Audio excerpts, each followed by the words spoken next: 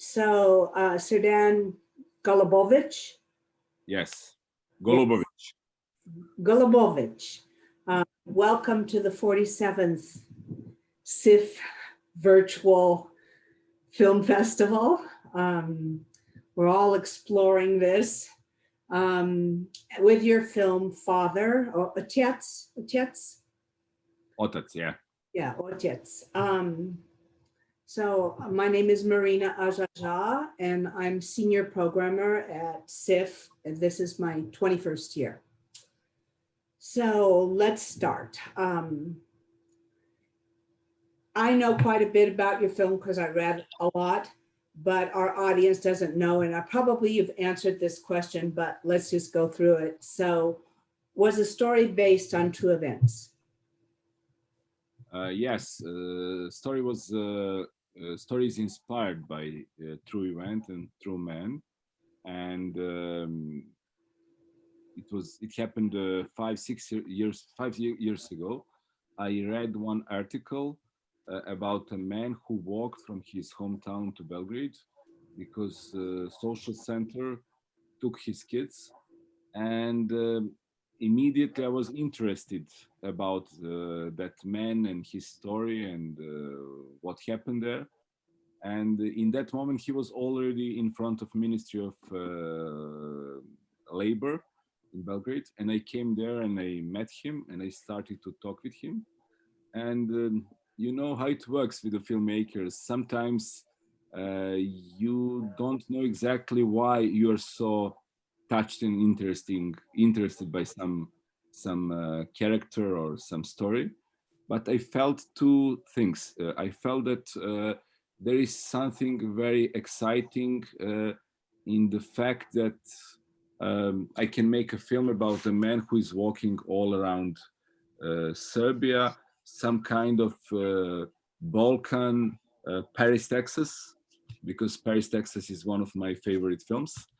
And other thing was, I was thinking to make a film about a man who did not make a decision to walk, that he started to walk instinctively without any idea to make any pressure on center or on the people who can decide about his kids, and to do something what is very rational in a way.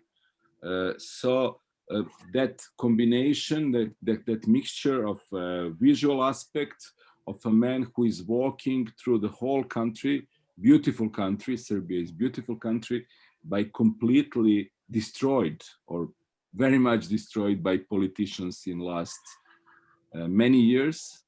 And in other hand, to have a character who is doing things from the inner of his soul, very instinctively, very rationally, and without any idea what can happen. So that combination of this visuality and something irrational started to move me a lot. And then I started to work with my friend and co-writer, and we started to build up the dramaturgical structure and the narrative. And the story is just inspired by true event because all other things are complete fiction.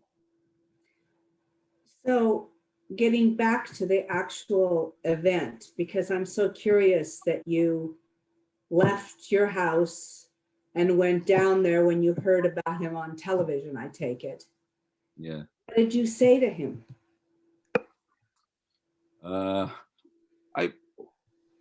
I can't remember, but I think that I was very honest, and I said that I'm film director. He never heard about me, and I told him I'm very interested about your story, and it's so heroic and intriguing that you were walking from your hometown, and I would like to talk with you. And he was sitting in front of ministry several days, I think, and I was coming every day, and I gave him some. I was bringing him some food and water, and we talked, and that's how we started to talk about it. And it was very important for me because that was the beginning of research. And then when he came back to his village and his hometown, I came there and we continue talking about the film. And I was still not sure that I will make that film. And then I started to make documentary about him. And I left it because I felt that it's more interesting and intriguing as a fiction. And that's how it was developing. And in one moment, I decided also to walk and to see how he feels. And I walked not that long, but one piece. Not 20 miles. Yeah. It was, no, 200 miles. I walked 150 kilometers. I don't know how much in miles. And I understand that you were brought up in Belgrade and you really hadn't seen some of that countryside that you walked in. And you yes, like a walking cure. Yes, because Serbia is very centralized.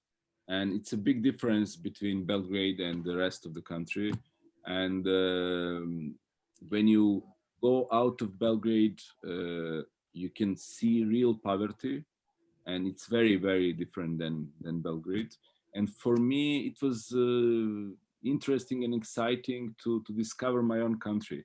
I knew many places, many towns, but you know, when you travel through your own country, then you are going from one point to another point, from one town to another.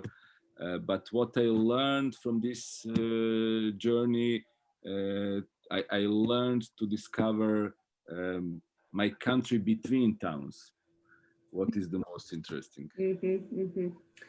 So have there been any reforms because of this man and because of his experience and what happened to him? Have there been any reforms in the systems, like a change of rules? Have things changed because of his story? There were a lot of discussion about bureaucratically, I mean.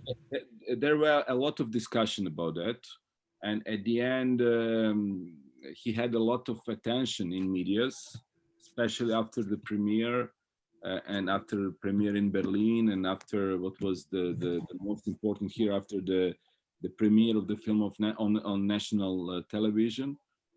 But at the end, he did not get back his kids yet. That's a very long process, and it's more than 5 years till now, almost 6. And he talked with the president of the country, but it's still in process. And I think that there were a lot of talks about that, but at the end, I did not see any results yet. Wow, that's, I think this is a big effect on the children. Yes, it is. Yes, it is. The things are changing in a way that he has right to see kids every weekend, and they spend every weekend with him, what is much better than it was before, because before it was only permitted to him to see them in the social center and once a week for 1 hour. And now, okay, let's say it's better because he can spend the whole weekend with the kids. Yeah. What is much better. But I think that my film is a fiction, but at the end, I think that the whole that world I made in the film is very realistic, because it's a combination between bureaucracy and corruption. It's the worst thing. If it's only one thing, that if it's only bureaucracy, then it's possible to do something. Or if it's only corruption, then there is also the way how to make it. But when it's a combination of two things, it's very hard. So I'm going to ask you about your comparison for the Balkan, Paris, Texas, because I was kind of a student of Paris, Texas. I saw it once. many, many, many years ago, probably 40 times till I figured out this film. It really fascinated me. But it's quite a different story for Harry Dean Stanton. His big walk is at the very beginning in the desert with his baseball hat. And he's looking for his wife, not so much his kid, although he is trying to connect with his kid. So how do you compare it to Paris, Texas? First, I have to say that I love a lot Wim Wenders' films, and especially his first films and films. He made many films about people who are traveling. One of my favorites is also Alice in the Cities. And I think that there is some similarity because I think that my character, he's walking to take back his kids, but also at the end of the film, in the last scene when he's going from house to house to take back his things, he's not trying to get back his kids only, but his whole family. And I think it's very similar in Paris, Texas. He's searching for his wife, but he's searching to rebuild his family and to rebuild his life he believed in. So I think that circumstances are completely different, and scenography and everything is different.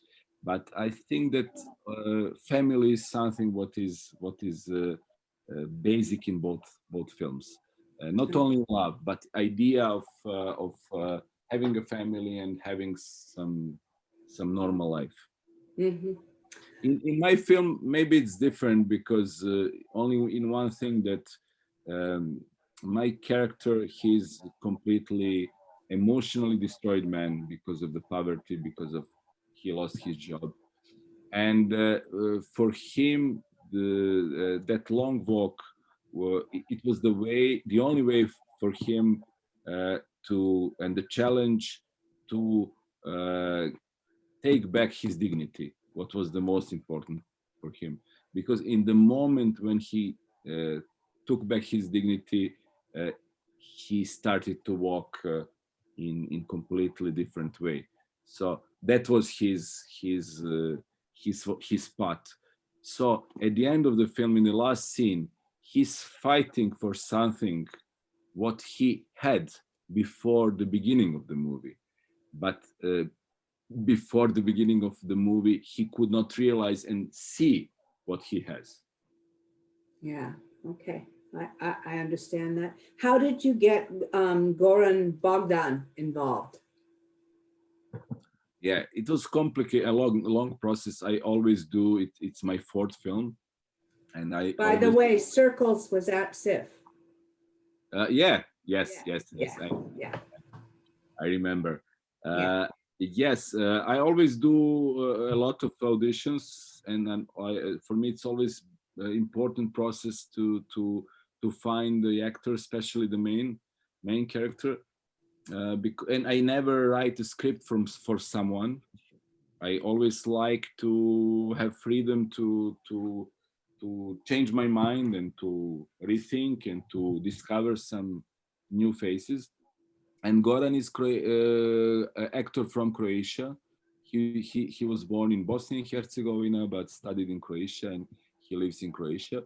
And in one moment, I decided to look for an actor not only in Serbia but in other ex-Yugoslav countries. And then Goran came, and he was really great, but he had 20 kilos more. And I told him, "You're great for this film, but you have to lose 20 kilos." Wow. And he did it. He did it. Walking? Not walking. It was very hard. It was really tough regime, and he had trainings twice a day, and it was really hard for him. But in other hand, what we talked about.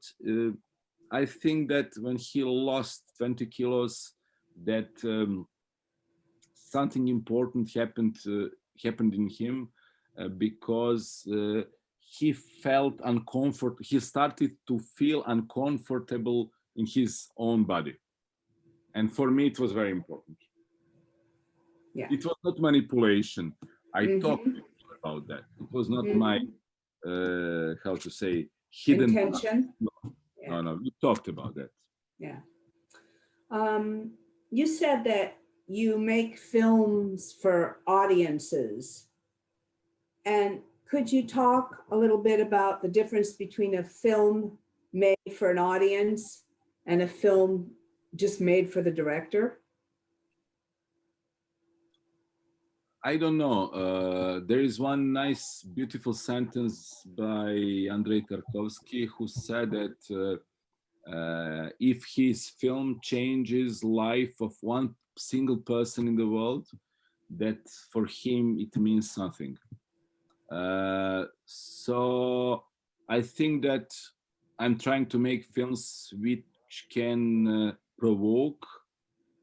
I can't say change someone's life, but push people, some people, to think about world where we live and our reality and our everyday life. So I think that for my opinion and my taste, I like art house films which can communicate with the audience. For me, it's something what is very important, and I believe in the fact that we have to make films for audience, not for a wide audience, not for millions and millions of people, but I think that function of art is to create normal societies and to help people to survive in some hard times, like now we live in COVID time. Yes, it is COVID time, Probably the hardest and most challenging period in our lives. especially at this point. In a very strange way, I live in the country where we had the wars and everything, but I think that in this case it's different and very strange. Very, very strange. So Enemy is can I riff off of that? I like to riff off of that. War is often the subject of a film from the Balkans. This is not a film about war, but about post-war and the hardships that are the result of war. This scar of war really goes deep for you guys, right? Yes, it is. I made only one film about war. It was Circles. Right. When I made that film, I said that it is my last film about war. But all four films I made, they are about the scars of the war. Because when war started, I was 18. And when the last war in my country was finished in 2000, I was 27. So I think that that period, very important period of my life, I lived under the shadow of the war. I was not in the war. I was not a soldier, and I didn't want to go to war. And me and my friends, we were protesting against war, against Slobodan Milosevic, but we were, of course, minority in our country. And I did not make more films about war because I don't have that experience. Only from war in Serbia in 1999, but we lived under the shadow of the war. And because in that period from my age of 18 to 27, very important period for everybody, for building up the character and view to the world and everything. Yeah. And I think that everything what I do in my life, I will still be under the shadow of the war, and it's something what is our luggage, which we are taking with us probably till the end of our lives. Yeah. Okay, well, thank you very much for taking the time to do a Q&A with us, and I'll keep in touch and let you know how the screening of your film goes and all that. I am very curious, and good luck with the festival. And I hope that next year we will all have normal festivals with the audience, and we will have a chance to discuss and to talk in live. I hope by Sarajevo we will. I hope That's so. August, so I hope that we will see each other in Sarajevo. Yeah. also, I hope also. Okay, thank you again, Srdan. Thank you very much. Bye. Uh-huh. Thank you. Bye-bye.